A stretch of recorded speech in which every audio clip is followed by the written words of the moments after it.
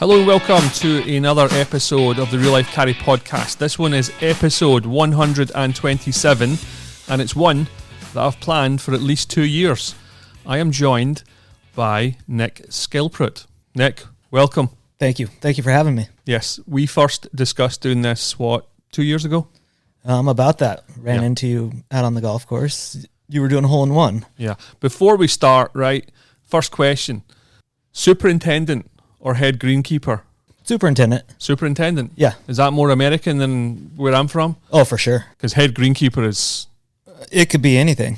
That could be anything from your favorite guy on the on the crew to me. Before I came up here, I posted on Twitter and Reddit, the website Reddit. Yeah. Asking just some questions for you. It's incredible the feedback. Okay. That was one of the first questions. So you are the superintendent at Half Moon Bay. Correct. Yeah, where is Half Moon Bay for the people that don't know? Coastal California, northern side, just 30 minutes, 45 minutes south of San Francisco. So how long have you been here? Almost 5 years. It'll be 5 years August. And how long have you been a superintendent? This was actually my first technically superintendent job. I was an assistant for almost 15 years before that. Right. So you've been tending the greens for 20 years? At least a little more. Yeah. How'd you get into it? Actually, just kind of fell into it. I was climbing the retail ladder as someone right out of high school and going to college for business management, and things went south where I was working, and I went to the local golf course just to get as far away from retail as I possibly could, what I thought was going to be just the summer. Interesting. And now, more than 20 years later, I'm still on a golf course. And you are a golfer, obviously? Yes, I play. What kind of handicap do you have now? I would say I'm in the mid-teens somewhere. Right. Uh-huh. Average? Probably better than average, I would say. I usually stay under 100. Okay, that's definitely better than average from what we see as caddies. Yeah. And how often do you play? Not as often as I'd like, probably. A few times a year. Employee tournament every year. Uh-huh. And then I'll get out a couple times outside of that with buddies usually. How long you played for? Actually, just started playing when I first started working on a golf course. So you weren't into golf before? No, I'd actually never set foot on a golf course. So why did you go to the golf course to get a job? That's a really strange transition. Well, I grew up a farm boy. Right. So Eastern Washington on a farm. First thing I learned to drive was a tractor. And as soon as I was strong enough to push the pedal in, I couldn't even reach it. It's a family farm, and we were put to work. And it just seemed like kind of a natural thing. I knew how to do it. I could operate the equipment. And really, I liked mowing lawns. Oh, I like being outside, obviously. Yes. What knowledge do you have to become like a greenkeeper, superintendent? I'm going to call it greenkeeping, right? Because you're the superintendent. What do you call the rest of the guys then? Greenskeepers. Yeah, okay, greenskeepers, yeah. So a greenskeeper, and we've done it. Many superintendents have done it. You'll pick someone right off the road. Yeah. What we do is it's not rocket science. It's not brain surgery. It's just some work ethic and some willing to learn. Mm-hmm. At the end of the day, you're raking bunkers and doing things like that, kind of shit work. Mm-hmm. But if you're willing to do it, then you get the better stuff. Yeah. Yeah, we've got guys here anywhere from 2 years ago was the first time they set foot on a golf course to 30 plus. Uh-huh. So how many greenskeepers are up here? We are 23 currently for between both golf courses. So 2 golf courses and the grounds? Around the clubhouse. Very minimal work there, though. That's not many guys for... It's really not. It's tough. When you're talking about, and for myself and my assistant, we're covering a huge piece of property between the 2 golf courses.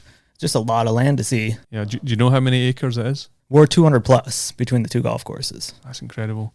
How many greenskeepers, if you were in charge, would you have covering a piece of land or 2 golf courses like that?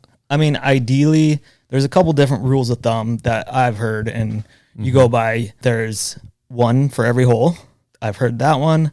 I've heard 3 for every 5 acres, which obviously gets real high real fast. So it's at the end of the day, we're still a business. Yeah. So to put out the product, that dream product, I'd probably double what we have now. Yeah. I think what we have is fair for kind of what we're asked to do. So you feel comfortable in what you can achieve? Yeah, I'd obviously love to have more guys. That's always going to be the case. Every superintendent will tell you that. I did the job for about 6 or 7 months, 20 odd years ago. And I always feel as if it's a unthanked task. For sure. You literally, you can never do right, can you? Or very, very seldom. No, and I mean, I would think most superintendents, you're your own worst critic as well. Okay. So it's never good enough for you. You're always trying to be better than you are yesterday, you are last year, you were 5 years ago.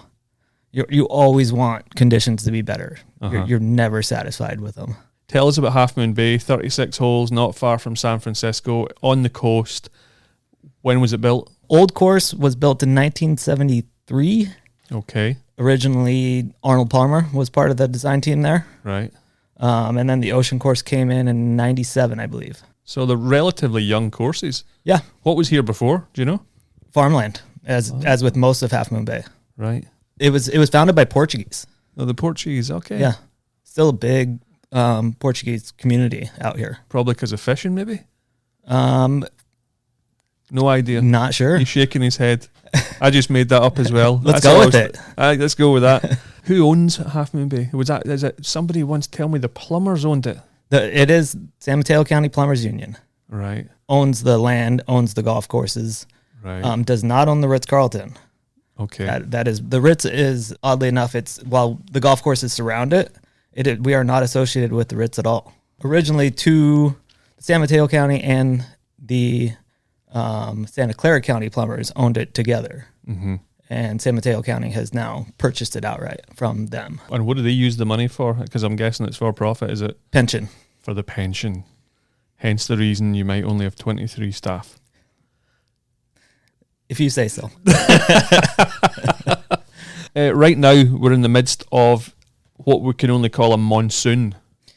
Yes. How has that affected work in the last 3 months, would you agree? Yeah, we started this winter started a little earlier than last winter. While we have not gotten the rainfall totals we got last year, it's been relentless this year. It's just constant. We haven't had, I don't think since Christmas, we haven't had a full week of dry weather where we went 7 consecutive days without rain. Yeah, so basically last year there was a higher volume, but this year it's just been consistent. Yeah. Yeah, I mean, we're lucky to mow any grass outside the greens and just sort of keep plugging away at stuff you can do. Yeah. So we try to keep all the guys busy. We don't want to lay anyone off for the winter. Okay, so that is a real option then. That's if you can't be cutting grass. And a lot of places do it, I think. Does grass grow 12 months a year? Sure, out here in California for sure. Yeah. What kind of grass do you have here? Mostly POA. POA. Yeah, it's coastal California. It's happy. Yeah, I mean some ryegrass, some bent grass. Do you know how many types of grass there are? Lots. I mean, depends where you are. Bermuda grass, bent grass, zoysia grass. There's, I mean, all kinds of different ones, especially these days. Science has come real far as different grasses go. I recently heard about a grass on the East Coast that you can water with salt water. Probably zoysia. Zoysia. Yeah, and that's the big push for it is it's salt tolerance. It holds up. Salts are a problem. Turf grass doesn't like it usually. Like, what is that? One of the massive issues you have been next to the coast? Do you get a lot of salt burning the grass, or? Oddly, it's not what most think. The ocean really doesn't play a huge role unless it's actually on a place such as Pebble or on a lot of Monterey Peninsula where the waves are actually coming up and crashing. Where we are with the huge bluff top, we don't see the ocean water on the golf course. Okay. So it's more, the ocean plays a role in environmentally more than anything. The grass we just mentioned that you can water with salt water, is that something you could actually do here? It would take a huge conversion, and from what I know of zoysia, it doesn't love the cooler climates. So it needs a warm climate. I think it likes it better. I, to be honest, haven't really dove into that side of it. Things. It's not something I have to worry about right now. So until I'm in a position where I would be maintaining zoysia, I honestly don't worry a whole lot about it. Someone actually asked a question about even after, say, you're in the game for 20 years, how much time do you dedicate to sort of research into the job, the different technologies and bits and pieces? It varies. It'll go in sort of waves. I'll dive into something and, I could spend hours a day diving into that one thing. Mm-hmm. And then other than that, it's something that'll catch my attention via email usually, or conversations within the industry with other guys, other superintendents, mm-hmm. salesmen, stuff like that. And then, it'll like bring up a deeper dive. But from day to day, it's really, you worry about what you have in front of you a lot. Mm-hmm. Do you have a big issue in California with regards water? We are fortunate enough to have wells. You do? So we get a majority of our water from wells. Some have big issues with that. Water conservation is a thing in California, in the whole West Coast. Water conservation has become such a big issue on golf courses and in general. Are those wells on property then? No. Ah, so that's why they've got a problem with it. Yeah, we're 2 miles away. Okay. The green fingers, what do they want done with that water? They don't want it going on the golf course. Have you ever had people out protesting? No protesting. So we haven't had that yet. We'll get issues as we're maintaining the wells from time to time. There's people will question what we're doing because they are off-site. There's nothing else on that plot of land besides our wells. Have you ever gotten into it with any golfers in the golf courses? Any confrontations? No confrontations. Out here on the old course, we're in a gated community. We have lots of neighbors. Uh-huh. I mean, it's your typical kind of neighbor issues, but we're sort of not necessarily treated as a neighbor. They think they have the upper ground. There's some expectations of, as far as maintenance goes from the golf course that you wouldn't expect from your other neighbor. So who do they call? Do they call the pro shop or do they call direct here? For now, they're still calling the pro shop. And then the pro shop calls you. Yes. And then would that be, tell us some of the examples of what they complain about? A lot of times trees. Storm damage is a thing. Mother Nature and Father Time are in charge here. Yeah. It's just the way of the world. And we don't have any control over Mother Nature and, 60 plus mile an hour sustained winds, nor are we going to be out there trying to pick up a branch when it's blowing like that and raining. And, there's an expectation almost as a maintenance team that we're firemen. Uh-huh. It's like, we're just not. Yeah. We grow grass. Yeah. Now, tell me, what would be the typical day for you? A decent day, not when there's storms and angry neighbors. What's the sort of, when do you start? Guys start at 6, 5:30 or 6, depending on time of year. I'm usually here anywhere from 20 to 30 minutes before them. Yeah. Unlocking, making sure I'm set for the day. Do you have a whiteboard with everyone's job for the day? Yeah, the whiteboard. Here we have work out of 2 different shops. So right. It's a check-in with the assistant or assistants, the foreman, before we get going. I'm filling out, before I go home, even today, I'll have what I think is going to happen tomorrow morning, ready and planned. Then it's come in and see who's called in sick or not called in sick. You hope for a full crew from day to day so you don't have to make big adjustments. In season, a lot of it is semi-routine. Right now, you're still sort of guessing from day to day how dry you're going to be the next day. Yeah. It's obviously an educated guess, but you might send a mower out and 10 minutes in, 30 minutes in, it's like, yeah, it's too wet. Come on back in. Back in, you go to the shop and you're going to go do X, Y, or Z now. Do you have a full-time mechanic here? 2. 2 guys? Yeah. How often do the machines break down? Once again, goes in waves. Yeah. There'll be times where we'll have 2 or 3 machines down. We have enough equipment. We're fortunate enough to have enough equipment that we can handle one down. Yeah. A greens mower down, there's a backup. T mower down, there's a backup.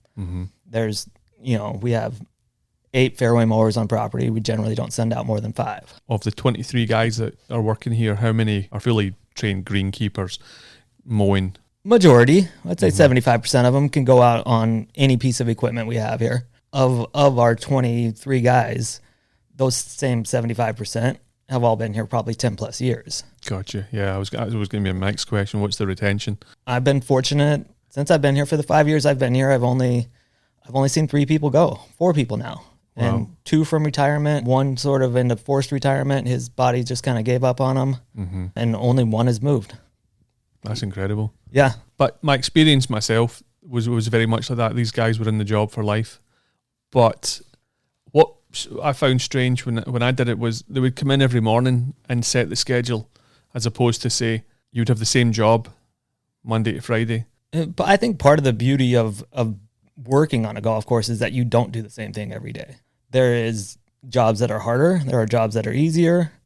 I think the beauty of working on a golf course is that you're not doing the same thing day to day. You know, a lot of us, we can't go sit behind a computer and program. We're just not wired for it. Yeah. I can't go rake bunkers every single day. I'll get tired of it. So the idea that it's not monotonous, you're not doing the same thing, you're dealing with a growing product. That's the beauty of working on a golf course. What's the job that the boys hate the most? Raking bunkers. Really? Without a doubt. How many bunkers are on both courses? Yeah, I couldn't tell you. You can't tell me? No. Hazard a guess. Yeah, I would say between the 2 golf courses, 150 would be my guess. 70-ish per golf course. I should know that. You should. Yes, I probably should know that answer. That's for your answer. homework before the next time, Nick.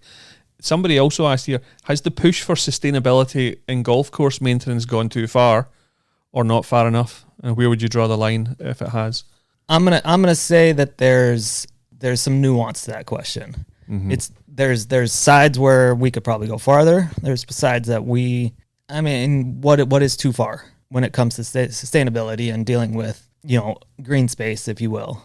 I'll talk more to the average person opposed to saying turf grass. We'll just call it grass. Yeah, there's pesticides and those sorts of things have come a long, long ways. Even since I started in the industry, they're far safer than they once were. They're tested more. They're for sure more effective now than they ever once were. So when it comes to that, and at the end of the day, I mean, we are a giant green space. We provide, a safe place for a lot of animals, a lot of wildlife. We're growing trees. It's not, there's not a bunch of buildings. I don't know if there's a good answer to that. There's room to go farther in some places, and I think we've gone far enough in other places. I think if all these green-fingered stop oil people types did a bit more research into what's in their food, what's sprayed in their food, anyone that's got an issue with golf courses should do a little bit more research, in my opinion. You know what I mean? I think, yeah. I mean, golf courses are for sure as safe as the farmer who's growing your food. I've been on that end. I grew up, raising fruits and harvesting fruits, and I know exactly what was going on there. I also wasn't afraid to pick something right off the tree and eat it. That's why you've only got 4 fingers in each hand, isn't it? It is. I got 12 toes though. You make up for it. What sometimes bothers me is we'll be in the golf course carrying bags, guys are golfing, and 2 fairways across, there's a guy dressed all in white with goggles on. He looks like he's from Breaking Bad, spraying chemicals. And I'm thinking, something's not right here. Is that something to worry about? No. I mean, Okay. there's the white suit is generally, you can, it's for everyone's safety. There's a certain aspect you can thank the state of California for that sometimes, that they are maybe going farther than they need to. Right. That same guy that's wearing the white suit out in front of everybody, he may have been mixing all those chemicals with no gloves on back at the shop in his regular clothes. But when he goes out, there's, and for good reason, there's plenty of rules and standards that we have to live up to when it comes to spraying those things. And every product has your personal protective equipment on it that you're required to wear when you go spray that product. I carry for a lot of people who lick the golf ball to clean it. I've also carried for a lot of people who stick the whole ball in their mouth. That's maybe a personal preference in their private life that they maybe, bring to the golf course. I'm not sure. I'm not going to judge. Would you recommend people clean their golf ball that way? It's not going to kill you. It's not? No. Okay. I mean, I will speak only for myself and what the kind of products we're applying out here. For the most part, you could I could have a drink of what was in that spray tank, and I'm not going to feel great, but I'm not going to die. Would not recommend that either. Don't recommend it. Yes. Okay. That's we are from Washington State. I'm sure there's a lot of moonshine up there, so you've probably grown a tolerance to that type of thing. Probably moonshine somewhere up there. Now, you mentioned about obviously the locals complaining about certain things. Is there any positives about the local community? Like, do they take part in anything to do with the golf course, or is it all there's times where they the homeowners out here play a huge role in business. They're the ones showing up when it's, not super nice outside, when the golf course isn't necessarily in the best conditions because of Mother Nature. A lot of times they're the ones that are showing up still. I don't think there's a big public outcry in support of the golf course, but there's certainly, I've never heard of anyone even in town saying that the golf course shouldn't be here. Mm-hmm. It should be this or should be that. Somewhat defines the town, if you ask me.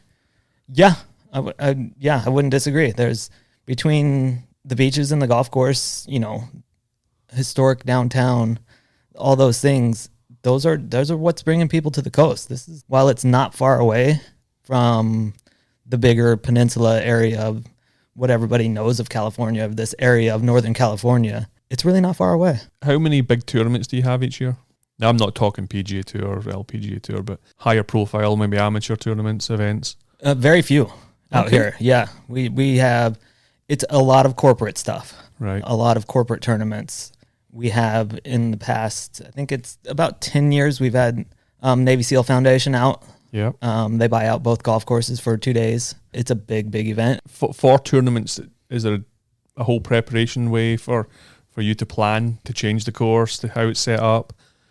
Generally, for the tournaments we have, our daily conditions are plenty for them. What comes into play with having like a full course buyout is adjusting our maintenance schedule. I mean, if they're having a 10 o'clock shotgun on both golf courses, that you just took half a day away from us. Mm-hmm. So on top of that, if let's say we were going to verticut and top dress or something like that. So just explain verticut. Vertical mowing. Vertical mowing. Yeah. So generally you're clipping the top of the grass blade, and vertical mowing will try to explain it to the masses here. It sort of thins them out. Is it a bit like getting your hair cut with a pair of scissors and then those scissors that look like a comb? Yeah, kind of. You turn your fan sideways, is the best way to put that. You thin them out. It's oftentimes, let's say, I'll tell the guys there's a lot of grass on the greens. We need to verticut. That makes sense to them. You turn a waterbed into a firmer surface. When you walk on a green and it feels like you're on a waterbed, there's some maintenance practices that could add value there. And then you said top dress. Sand. Huge part of golf course maintenance. And going back to your last question, that's the use of sand, the misconception of, I don't know if it's a misconception. Golfers hate it. It's oftentimes in routine maintenance, it's a day, maybe 2 days of noticing sand for 12 days of a much better putting surface. How often do you do that a year? Every 2 weeks out here. Every 2 weeks. We're doing one of the golf courses every week if we can. It's a very light top dress and a verticut. How many tons of sand? Oh, a lot. Is there like a quarry locally that you get that from, or Santa Cruz? About an hour away. Yeah. Do you know how many trucks? How many trucks come through? Yeah. We'll go through 75. We'll go through 75 tons during aerification, and probably about that in routine maintenance. Maybe just explain as well why it's so important, because a lot of golfers out there, they complain about the greens and they have the holes in them. There's different sizes of holes. Just explain why you have to do that. Aerification relieves compaction, allows oxygen into the root zone, improves drainage. It does so many things. It is probably the most important thing to a golf course green that you do for an entire year. What would happen if you didn't do it at all, ever? I can tell you from experience out here, there was, and stories I've heard anyways, before I was here, there was a winter that they convinced maintenance team that we weren't going to aerify that year. Wow. And greens completely sealed off, and they were holding water all winter. Yeah. And it was later that same year they forced it in. Mm-hmm. Greens were going to die. Well, Nick, we're going to take a wee break now with a message from our podcast sponsor, Big Game Golf. We're going to come back with some fun questions that I got from Twitter and also from Reddit. Every golfing group has the guy who coordinates the weekly game or the buddies trip. If you're that guy, you'll be very familiar with the pain and frustration scheduling, managing and scoring your game. Why not make your life easier by downloading the Big Game Golf app and start saving time and hassle today? Whether you're a caddy wanting to engage more with your golfers, a pro shop wanting to get out of running the weekly game, or you're that guy wanting to streamline the process, Big Game Golf is here to help you. The app has over 30 games, so there is no need to keep playing the same boring games with your mates week in and week out. The app is also fully integrated with the USGA, so every player's handicap will automatically be incorporated, which saves time and, more importantly, sandbagging. Simply choose your game, keep score, and the app will do all the calculations with live scoring, leaderboards, and contest results. Big Game Golf will even text players the final results. So start improving your golf experience today by downloading the app, Big Game Golf. Now comes my favourite part, Nick, listener questions. Now, there's some Reddit. I've never spent much time in Reddit, have you? No. No, you have a life and you also have a full-time job. No offence to any listeners out there that actually use Reddit. I'm sure it's very good. I had a number of fantastic replies to questions. I said I'm going to go and interview a head greenkeeper at Half Moon Bay, I said, and that's when someone said, call him a superintendent, you'll get a little bit more respect. I appreciate you. Okay. Someone then said, ask him, is the grass really greener on the other side? There's no need to reply to that, Nick. That's just nonsense. But I thought it was quite funny.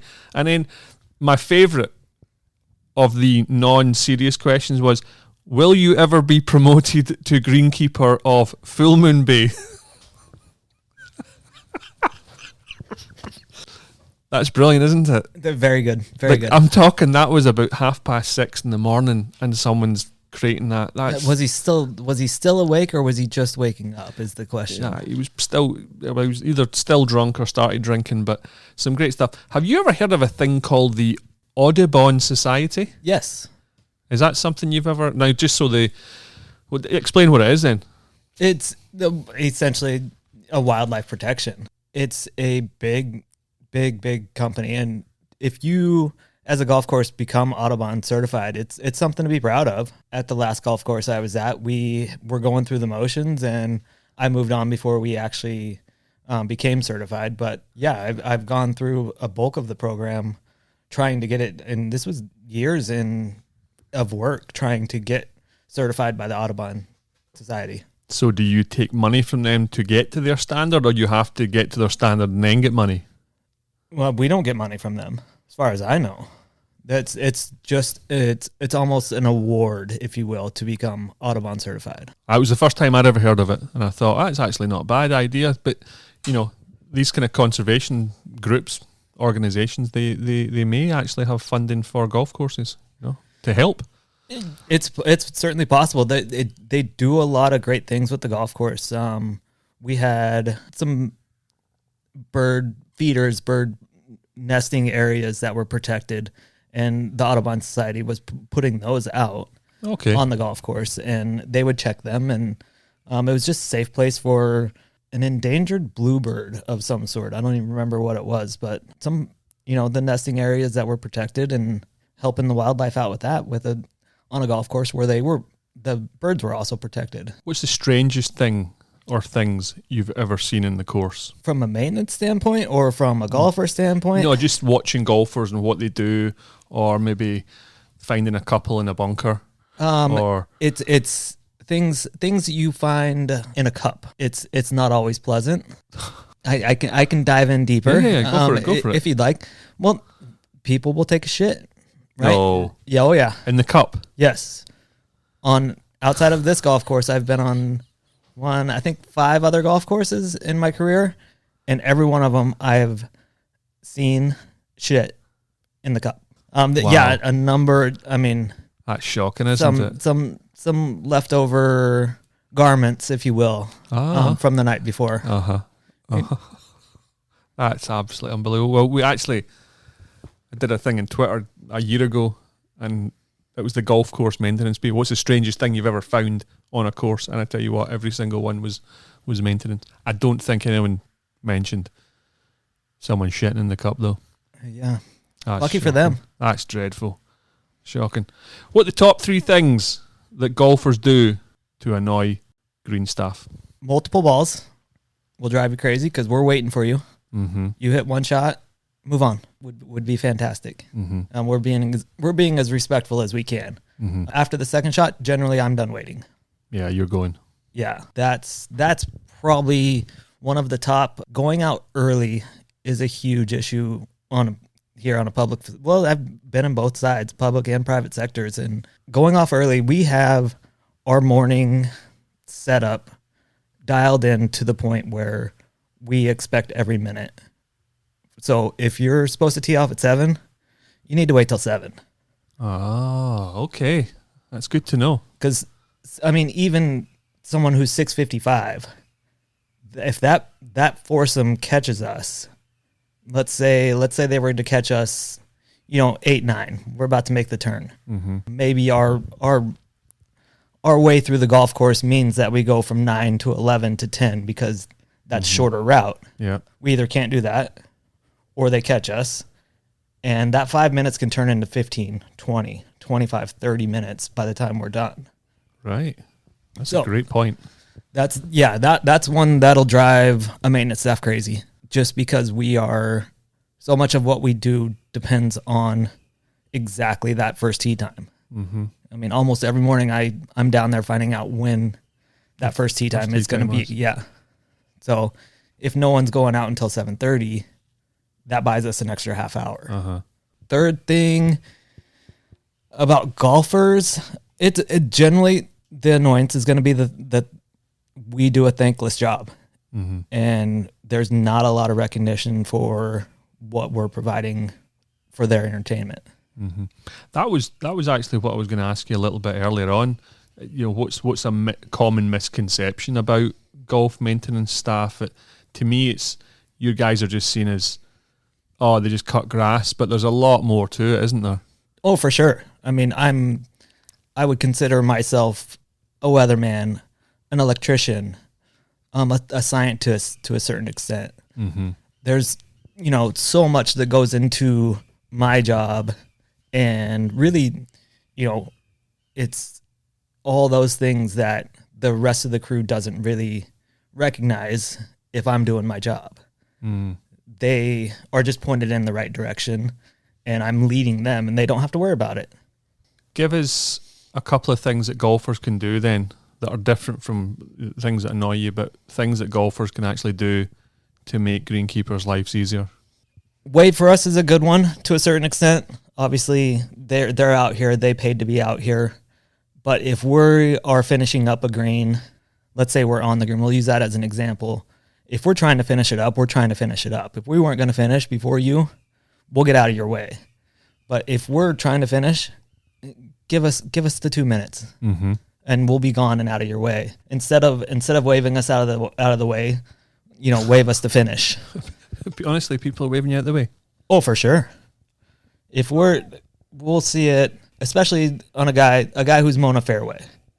He may be 300 yards away. He's way out of the way of your average golfer, but not to the golfer that's standing on the tee. He is in the way. I thought for sure it would be do the basics, rake bunkers, repair pitch marks. Where are you in divots? Divots would be higher on the list than the bunkers and the pitch marks even. Right. Pitch marks, the bunkers and the pitch marks are more for the people behind you than for us as a maintenance team. And when it comes to the ball marks on the greens, you're going to do it wrong half the time anyways. What is the way to do it? It's push. Don't pull, don't twist. it's harder to explain. I wish there were a lot more videos available on the correct way to do it, because it's tough for me to explain even to you, your job is on the golf course as well. Mm-hmm. Oh, I see it. All about it. Well, I remember when we first met 2 years ago, I did talk about video. For the listeners that aren't already subscribed to the YouTube channel, please get on there, because the next time I come up and do this with you, we'll actually go on the golf course. We'll do it actually on the course, take the buggy out, take the cart, drive round, and we'll have a bit of fun with it, take some videos, and you can actually show people how to properly repair. Because I've heard different things, the push, the pull, the twist, maybe trying to get the grass to grow in the way. Yeah, whenever you pull or you twist, what you're doing is pulling on roots. You're essentially pulling on your hair. Yeah. If you grab your hair and you pull and you twist on it, and your scalp doesn't like that, neither do the roots. Some people do, though. The guy with the ball in his mouth. I'm sure he does. Somebody wrote in here, why don't all golf courses paint the inside lip of the cups white? That should be standard. For what reason? I think does that make you a better putter? I'll tell you what I think it does, is it actually grabs more putts, because the cup itself at the top is more rigid because of the paint, and it stops it from, you'll see cups that are destroyed. Well, sure. So that's my only thought. It looks cleaner, but the actual physicality of that with your 23 guys.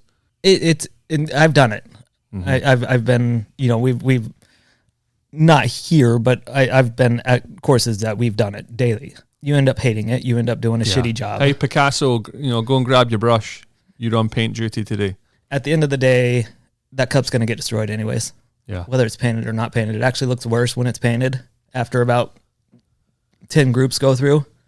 Are you guys still seeing a lot of spikes, or is that because something of the past? Gone. Yeah. Gone. And has that improved your job? Has it made it easier? Or I would say so. Yeah. Yeah. The new. I mean, along with so many things in golf, science and all those things have just made our jobs easier. The rubber spikes, and even when you get into the summertime in California, you don't even really need a spike. You get the kind of turf type shoe where there's a little bit of grip on the bottom, and the boot that I wear will often be worse than what a golfer has on their feet. How often are pin positions changed? Daily. Oh, okay. Right now, with the limited amount of play that we're getting because of Mother Nature, we're able to skip a day here and there, which is obviously good for a green. Anytime that you're not, pulling a plug out of a green and putting it somewhere else, that's beneficial for the green. Somebody asks, does having a bad morning or previous night affect the pin placements? We'll hear it all the time where they go, oh, tell you what, greenkeeper, he must have had a bad night last night. He didn't get any from the wife. Wow, look at these pin positions. Oftentimes it's, I don't think anyone in my area is, you hear about it. The guy who, had a rough night or really knows golf will go out and just be an asshole. At the end of the day, it's your shitty pin placements are often come down to your greenskeeper being a little bit lazy. And it's just the closest place to where it was. The closest place he can put it, or he's been trained to put it, just happens to be behind a bunker or close to an edge or something like that. When we did it in Scotland, there was a board that was 2 feet by 2 feet.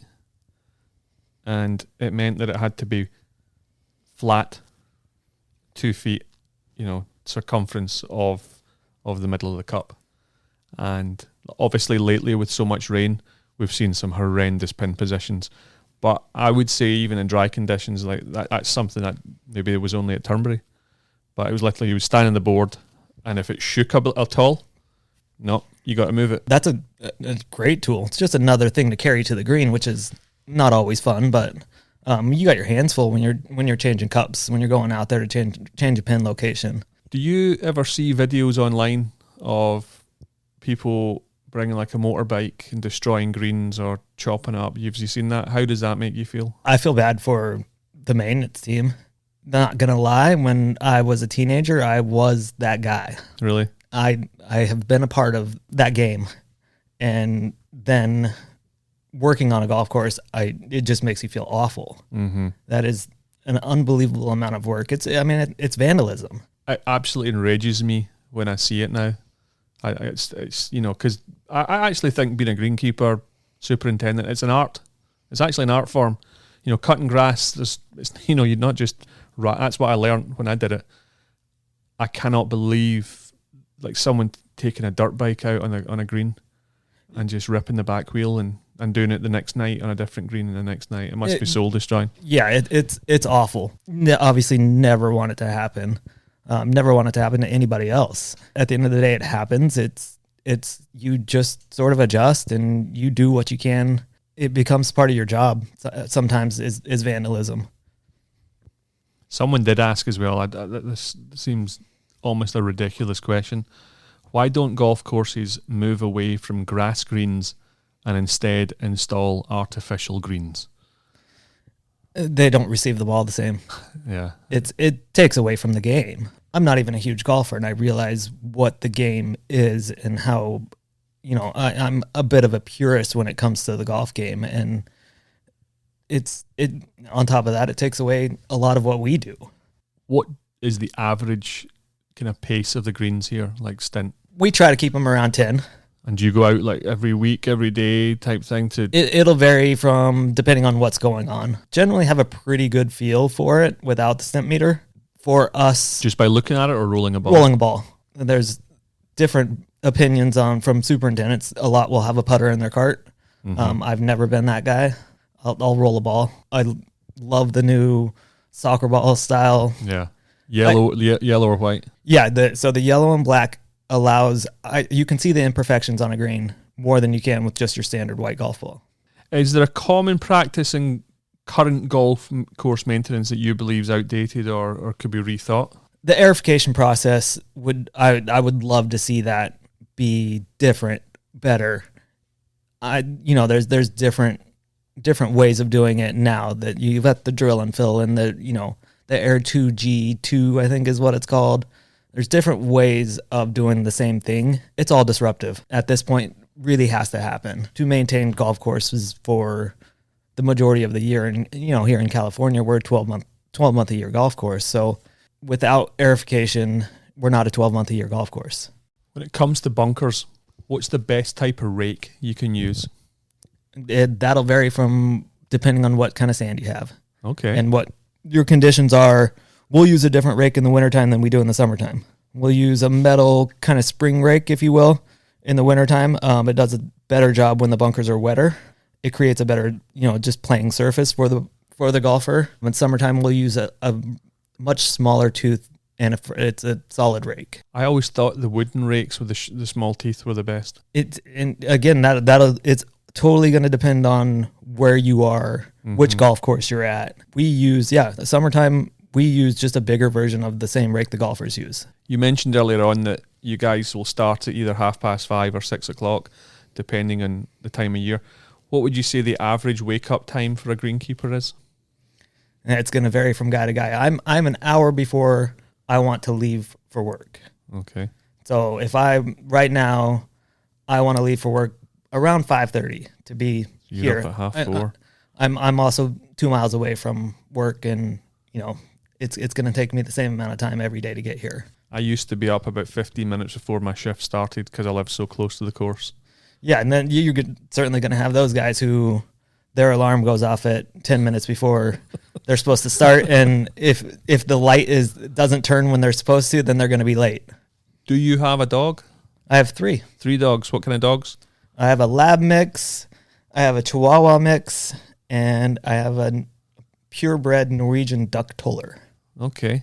I'll pretend that I know what that is. Yeah, that's what most say. I don't think you're a legitimate superintendent if you don't have a dog. And do you bring your dog to work? And if you do, which one? I've brought the lab mix has been here. He's a runner, so he doesn't really get to enjoy the golf course because I don't want to chase him. Mm-hmm. The duck toller has been here to chase birds, but she's not very good at it. What is the point of no return for closing the course? I think what the guy means is, have you ever gone to the pro shop and said, you got to close the course?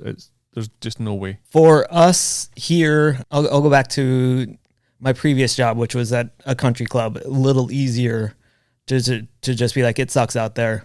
You guys don't want to play. It's just not going to be a good experience for anyone. Here, I treat it as with the greens that we have, which are USGA spec greens, they stay firm. They stay firm enough to not do damage walking on them or anything like that. So if you can get around the golf course, then I think we should be open. We do, unlike probably a lot of other golf courses, we offer a 3-hole kind of trial. So out here, the weather can be really bad, even in August. Wind, fog, whatever it may be in the season that you want to go out, and you get to play 3 holes. And if it's that bad and you want your money back, come back in. In the 20 years you've been doing the job, how much have you seen technology or advancements in how you do the job? There's a lot of things that I still that I'm not using these days that other people are using. Drones is the big one these days that are really being used for a number of different things. What would you use that for? They're being used from anything from just aerial kind of pictures. I've heard of guys using them daily. They're getting some infrared stuff from them, so they're able to pick out hot spots, wet spots, can get all that stuff from drones these days. I'm still kind of holding on to more old school stuff, and I maintain a lot with what I see. We get soil results a couple times a year, and we adjust accordingly with, some key vendors and stuff like that. So much of, for myself, is feel. You just sort of start to kind of realize what's too much, what needs to be, and you're going to miss. You're going to miss with drones. There's no perfect science. I would encourage anyone that doesn't know Half Moon Bay to check it out online. There are 2 courses, the old course and the ocean course. The ocean course is one of my favourites I've ever played. Absolutely love it. It reminds me of back home. Somebody asked the question, what's your favourite hole to maintain on the ocean course and what makes it special? Probably 16. It starts at the top of the bluff top. It's a pretty simple hole surrounded by native areas on one side and really the ocean on the other side. The downhill kind of nature of the hole, it just looks different. I love a downhill hole aesthetically. It's just very pleasing to me.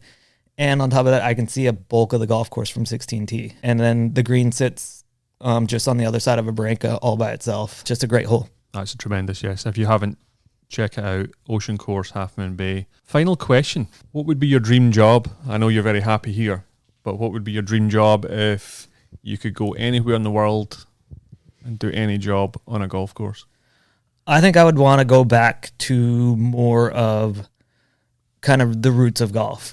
Scotland, Ireland, those, and see what's different and how they treat the game different, and not even necessarily what's different in maintenance. At the end of the day, we're cutting grass, we're feeding grass, we're watering grass. That's just kind of what we do. But to see how the game is different and how you're setting the golf course up differently and going back that far with that much history of golf, I think that's not necessarily a specific course. And unlike a lot of, maybe I wouldn't even say a lot of other superintendents, my desire to have a PGA event is very little. Oh yeah, too much disruption. You lose your golf course. It's for that week or those 3 weeks that is coming leading up to that tournament, you lose your golf course. Well, your dream might turn into a nightmare if you go to Scotland for 2 or Ireland for 2 weeks and experience summer in piss and rain. So, I'm a Northwest guy. Okay. I've seen it in Northwest and Very coastal true. California. Back on that question, one more. Are you aware of any greenskeeper organisations, associations where they have reciprocal agreements where greenskeeper can go, cross country or to a different country?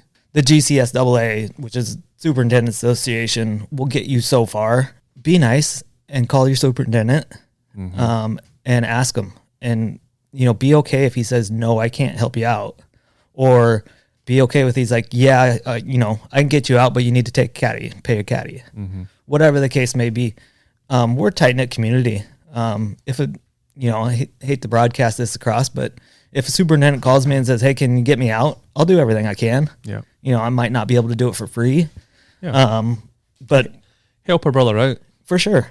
And if there's anyone out there that wants to become or is interested in becoming a greenskeeper, what would your advice be? Don't do it.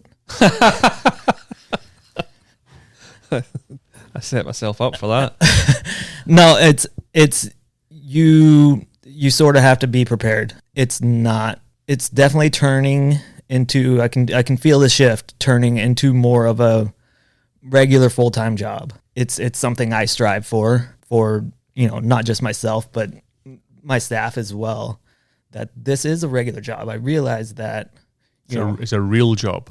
It's a real job, but it's, when I was coming up through kind of the ranks, if you will, where I was cutting my teeth, like summer vacations were just not really an option. Mm-hmm. It doesn't have to be that way. So yeah, I mean, you can feel the shift coming where, it's more of a 40-hour week than it is a 50 or 60-hour week. I know those jobs are still out there, and there's a lot of them that are still 50, 60 plus hour weeks.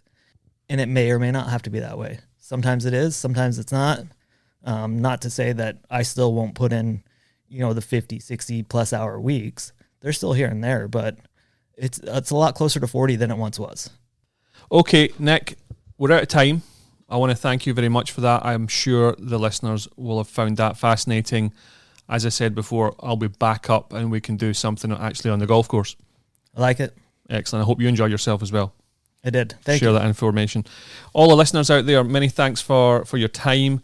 Get out there, rate, review, share the podcast, check us out on all of the socials. And if you're new to the podcast, go back and listen to the previous 126 episodes. I'll be back in a couple of weeks with Zabo, with some more fun from the golf course. But until then, get out there, enjoy your golf, but more importantly, respect and thank your greenskeepers.